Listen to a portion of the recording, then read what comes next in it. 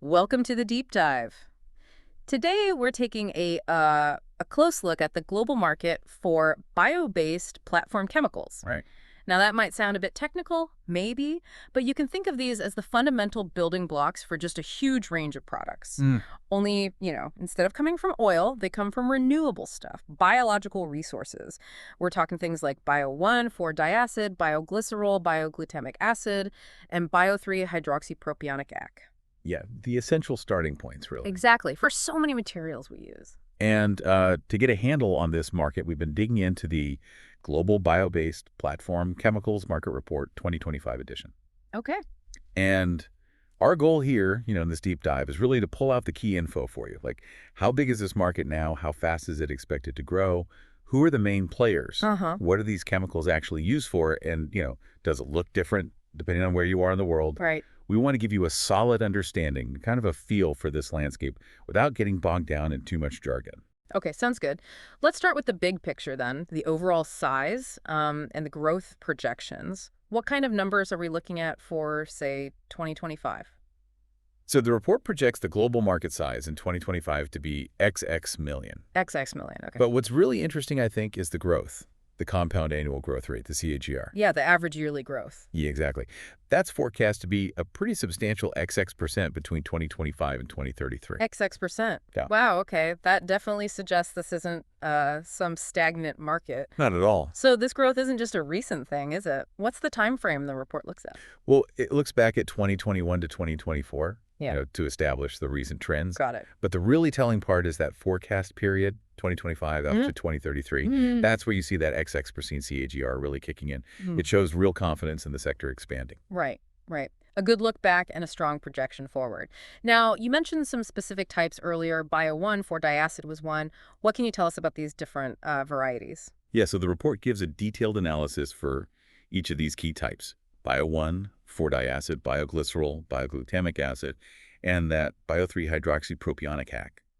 And what's really useful is that it breaks down the market size and share for each individual chemical, No, not just the overall category. And it tracks that from 2021 all the way out to 2033. So you can really see which specific building blocks are, gaining traction. That level of detail must be incredibly helpful for companies trying to figure out where to put their R&D money, right? Absolutely. Were there any particular types that stood out? You mentioned Bio-1 again? Yes, exactly. The report highlights that in 2023, that Bio-1 segment held a noticeable slice of the global market share. Okay. And what's more, it's predicted to see significant growth in the coming years. So it suggests it's a particularly hot area, you could say, within this bio-based space. Interesting. So we have these basic chemicals. Where do they actually end up? What are the main industries, the applications using these? The range is actually pretty broad, quite surprising. The report points to key areas like agriculture, biofuels, bioplastics, Yeah, plastics, yeah. food applications, industrial chemicals, pharmaceuticals, and even an others category. Others, huh? So even more potential uses. Seems like it. Yeah, hints at stuff we might not even immediately think of. It's pretty fascinating to think something from, I don't know, corn or some other plant could end up in food and medicine and plastics. It really is. And like with the chemical types, the report breaks down the market size and share for each of these application areas too, from 2021 to 2033. Absolutely, yeah. We get that same detailed breakdown, 2021 through 2033, for each application sector. And one area the report specifically flags for major growth is agriculture. Agriculture, okay. It's expected to expand at a significant carry-GR throughout that whole forecast period. Why agriculture specifically, do they say? Well, it seems this surge isn't just about wanting green labels, though that's part of it. Bio-based options can actually offer, better performance or less environmental impact in things like biopesticides or maybe slow-release fertilizers. Ah, so a real performance edge sometimes. Exactly. Gives them a competitive advantage. That makes a lot of sense, especially with everyone focusing more on sustainable farming these days. It sounds like this demand, this pull for high-quality, eco-friendly products across all these sectors is really what's driving this market. That's a crucial point, yeah. Yeah. The report really underscores that. This increasing demand is a primary driver for the tech advancements we're seeing, both in how the chemicals are made and how they're used in different industries. Right. Okay, let's shift gears a bit. Let's talk about the companies making this happen. Who are the key players? Well, the report names some big ones, companies you'd likely recognize from the broader chemical world. We're talking about BASF, Cargill, DSM, INEOS, and PTT Global Chemical Public Company. Okay, familiar names. And the report does more than just list them, right? It looks at how they compete. Exactly. There's a competitor analysis section. It looks at things like revenue generation, their main strategies, any big recent developments, and it even includes a SWOT analysis for them. SWOT, strengths, weaknesses. Opportunities and threats, yeah. Yeah. Gives a pretty comprehensive picture of where each company stands. So it's like a snapshot of how these major players are trying to win in this growing market. Pretty much, yeah. The report also mentioned digital tech playing a role. That maybe isn't the first thing you think of with chemicals. That's right. Digital technologies are becoming, well, more and more vital. Companies are using them to improve efficiency in production, optimize supply chains, boost overall productivity. Makes sense. Using data, automation. Exactly, to stay competitive. It's interesting how tech weaves into even these more traditional seeming industries. Of course, it's not all smooth sailing. What are some of the big challenges companies in this space are facing? Yeah, the report points out several. Navigating complex and often tightening regulations is one. Okay. Dealing with supply chain disruptions, that's been a huge thing everywhere lately, hasn't it? Definitely. And then there's the classic issue of raw material price volatility. That can really impact the bottom line. Those are significant hurdles. Do you think, like, the supply chain issues, could they actually push things towards more local bio-based production? Is that an opportunity, maybe? That's a really interesting question. The report doesn't explicitly state that as an outcome, but it's certainly something you could infer as a potential shift. Yeah, worth thinking about. Okay, let's zoom out again. Geographically, how does this market look around the world?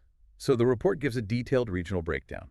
Covers North America, Europe, Asia-Pacific, Latin America, the Middle East, and Africa. The major regions. Right, and for each one, it offers insights into the market size, the region's share, and a deeper analysis of the specific factors influencing things there. And I assume it looks at things like, well, where the raw materials actually are. Yeah. Because you need the biomass to make these things. Precisely.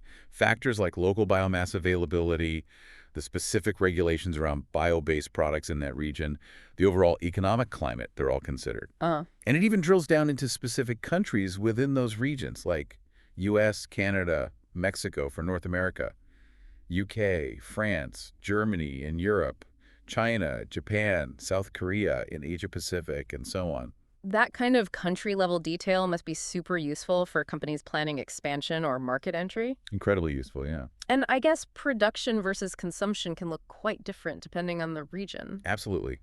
The report really emphasizes that understanding those regional differences in production capacity and consumer demand is pretty key to grasping the global picture. Okay, we've covered a lot. Size, growth, types, applications, players, regions. What about the overall market dynamics? What's really shaping this whole industry? Well, like we touched on, the chemical industry generally is pushed and pulled by lots of things. Raw material supply and cost, regulatory changes, economic conditions. Standard stuff, yeah. But the report really highlights the growing importance of environmental and safety regulations. They're getting stricter globally, and that's pushing the industry towards sustainability. Which fits perfectly with the whole bio-based idea, of course. Exactly. It aligns very well. And the report goes deeper into these dynamics, drivers, restraints. Yes, it provides a detailed analysis of the key drivers pushing the market forward, the potential restraints or challenges holding it back, the opportunities companies might find, and even lays out a kind of technological roadmap. A roadmap, like what's coming next. Sort of, yeah. Outlining potential future advancements in the field. That sounds comprehensive. I think I saw something in the notes about the report even looking at specific global events like Trump's tariff war. That's correct. Yeah. This edition specifically includes an analysis of how those tariffs impacted the bio-based platform chemicals market. Wow. It just shows how global trade policy can send ripples through specific industries like this. No kidding. And to help structure all this complexity, the report uses standard analysis tools too. PESTLE, Porter's 5 Forces. It does, yes. It uses PESTLE political, economic, social, technological, environmental, legal factors. Right. And Porter's 5 Forces, which looks at competitive rivalry, supplier power, buyer power, threat of new entrants, and threat of substitutes. Okay. These frameworks just help provide, a structured way to understand the market environment and competitive landscape. Got it. So as we wrap up this deep dive, if you had to boil it down, what's the single biggest takeaway from the Global Bio-Based Platform Chemicals Market Report 2025 edition? I'd say the key message is really about the strong growth ahead. Hmm. This market is poised for significant expansion, and it's driven by that rising demand across so many different applications, plus the big global push towards sustainable, eco-friendly materials. This major shift It happens. really signals a transformation, yeah, in how we think about chemicals and materials. It definitely sounds like a sector full of potential. So, for companies already in this space or maybe thinking about getting in, what's the main message for them? Well, the report really highlights the opportunity here. There's huge scope for innovation for strategic positioning. As the market grows and new uses pop up, the companies that can develop the best tech, build good partnerships, and navigate those regulations effectively, they're the ones likely to succeed. Makes sense. Well, this has been a really insightful look into a market that, yeah, it seems clear it's going to be increasingly important, and it makes you think, doesn't it? With that kind of growth and such a wide range of uses, what specific innovations or maybe collaborations do you think will be the most impactful? And what are the knock-on effects for industries still heavily reliant on, traditional The petrochemicals? big questions. Yeah. I mean, this market touches everything from agriculture to pharmaceuticals. The potential for these bio-based alternatives to really reshape things is, it's definitely something to keep an eye on.